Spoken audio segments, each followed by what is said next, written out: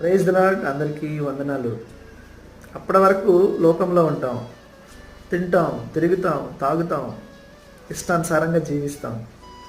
ఎప్పుడైతే నువ్వు దేవుని మాటలకి అట్రాక్ట్ అయ్యి దేవునిలోకి వస్తావో, బైబిల్ని చేత పట్టుకుంటావో, బైబిల్ని చదవడం ప్రారంభిస్తావో, అప్పుడు జరిగే మార్పు ఏంటంటే జనాలు నిన్ను చూస్తుంటారు, నిన్ను గమనిస్తూ ఉంటారు, నిన్ను పరిశీలన చేస్తూ ఉంటారు, నిన్ను చదవడం ప్రారంభిస్తారు. ఒక చిన్న తప్పు చేస్తే నిన్ను ఎల్లెత్తి చూపిస్తూ ఉంటారు. అప్పటి వరకు లోకంలో నువ్వేం చేసినా ఓకే, ఒక్కసారి బైబిల్ పట్టుకొని చేస్తే గమనిస్తారు. అందుకే Christian is nothing but walking Bible అన్నాడు ఒక ఆయన.